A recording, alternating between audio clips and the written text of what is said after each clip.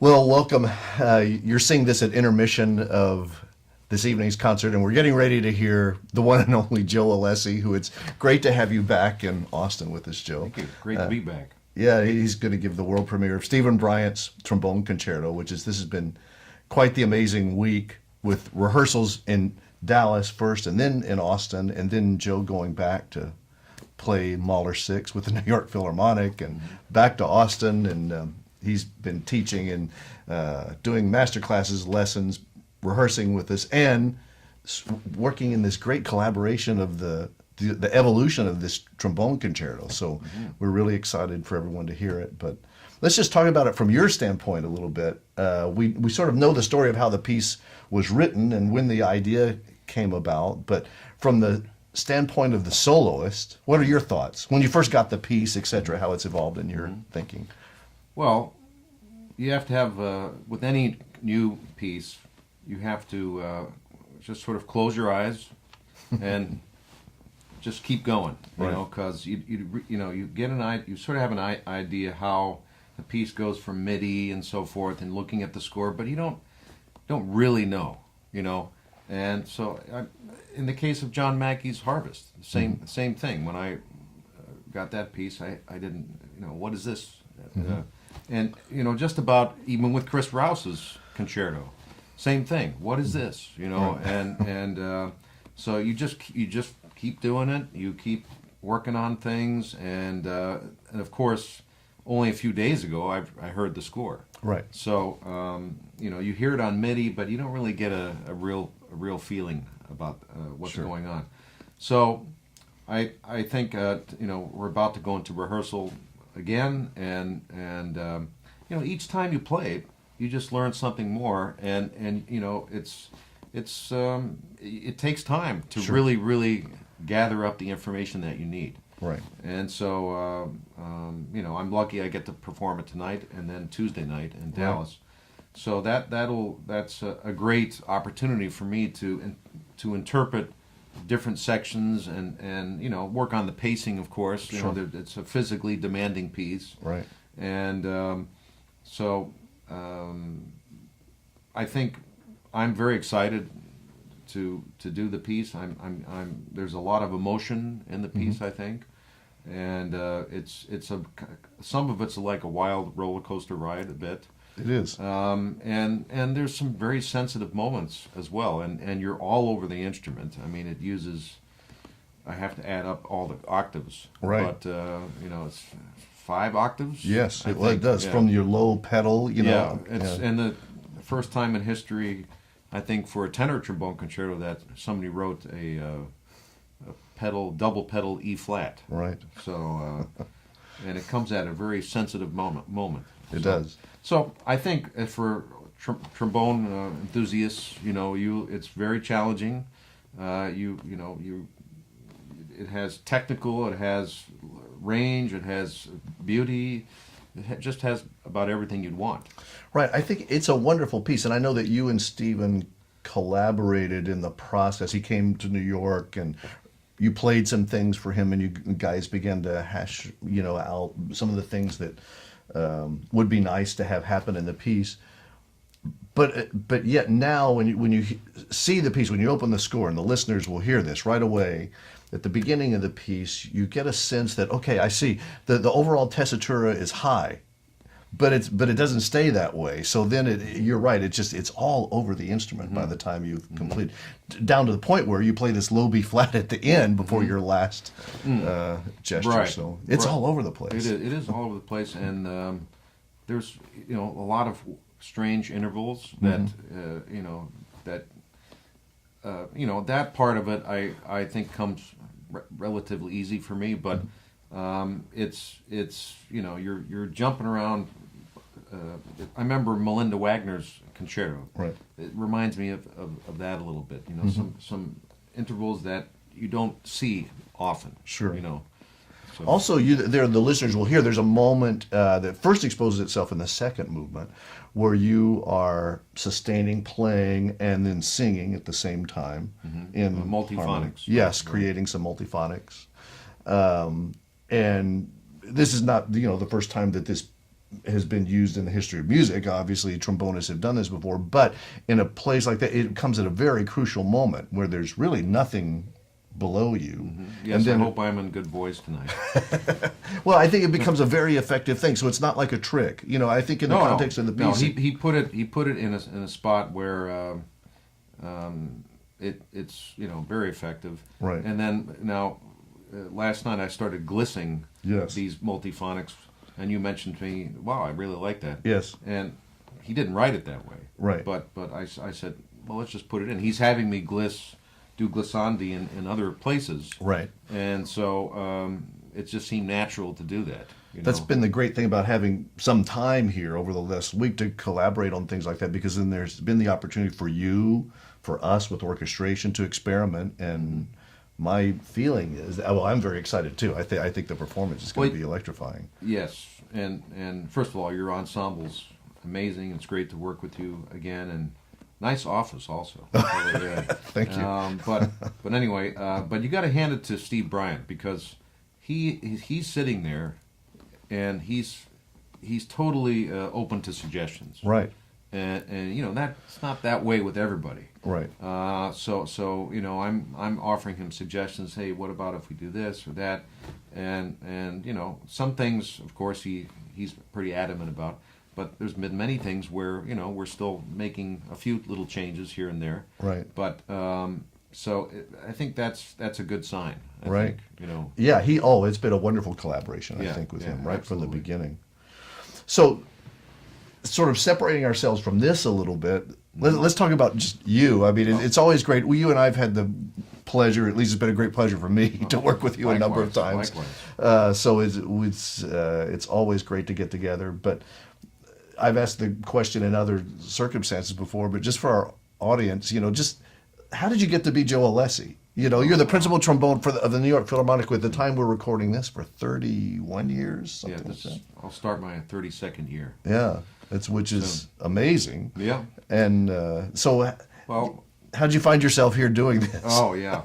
Well, yeah. I there's so many great musicians in the symphony orchestra business. Mm-hmm. And I just think that if there's in any field, there's a certain people who are very, very dedicated to what they do, and I can think of 10 people right now. I won't name them, but that kind of dedication exists not with me, but just all over the place. Right. And I think that's the key. You have to be dedicated to what you're doing, and you have to be brave, and go forward. You got to go forward with for every event that I do, it seems like there's 5 other or 10 other events that are created. It seems like. Yeah.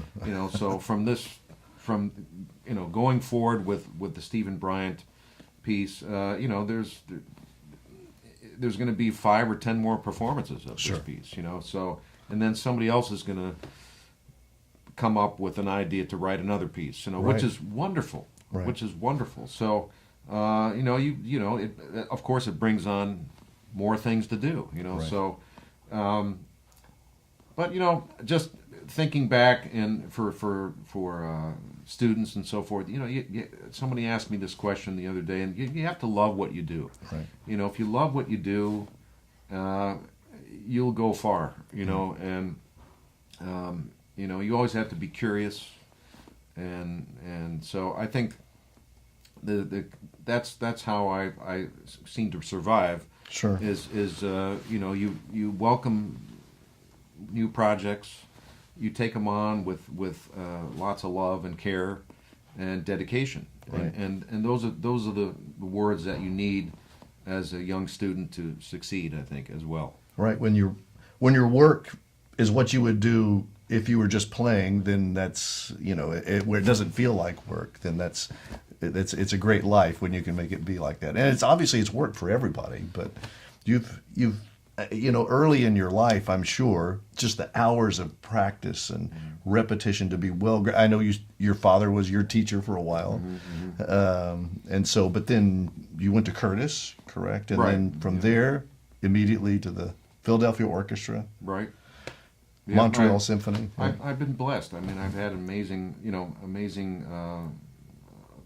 opportunities, and I mean, and also when you think of the colleagues that I work with, at the New York Philharmonic, not everybody's like me, where you run out and you do concerti and recitals. There's a lot of just players that are amazingly talented, that are happy just playing in the orchestra. Right. And you got to hand it to those people. They're in there every day. They're not stale about their job, and they're very excited to be there. And that's the way it is for me. Like when I go to the New York Philharmonic, it's like the very first day that I attended. Right. The first rehearsal. And I think that's something that you have to consider too. That in the business, you have to appreciate what you have. Right. We tend to complain about this and that, and I've even complained about an early morning bus departure or whatever. But you could. It doesn't matter. That's part of you could be doing something else that day. Right. So I think. When you look at, let's say, Stanley Drucker, who spent 60 years, I always felt that 60 years as first clarinet. I'm at the halfway point, where he was. Now, when you think about him, just the excitement and enthusiasm that he had every day, and you could tell that. Sure. He was very excited, absolutely thrilled to play first clarinet every day of his life. I think we talked about this, that fate worked out that I was able to be at the concert where he played that last Copland concerto, which was still it was so inspiring to see him at, I think, age 80 at the time. Yes. And to hear him sounding so beautiful on that, and also see his colleagues wanting to play so great for him. Yeah. It was actually quite an inspiring thing to see. Yeah.